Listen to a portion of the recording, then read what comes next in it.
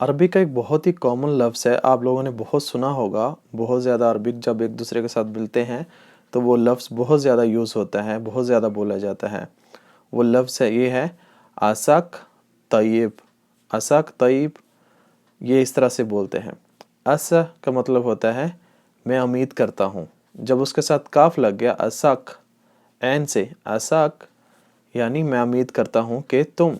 طیب کا مطلب ہوتا ہے ٹھیک، انگلش میں گڈ، یعنی اس کا اردو میں ترجمہ بنتا ہے کہ میں امید کرتا ہوں کہ آپ ٹھیک ہیں، اور انگلش میں کہیں گے I hope that you are fine، یا انگلش میں اس کو کہتے ہیں I hope that everything is good، I hope everything is good with you، میں امید کرتا ہوں کہ آپ کے ساتھ سب ٹھیک ٹھاک ہے، آپ خیریت سے ہیں، یعنی جس طرح سے ہم پوچھتے ہیں۔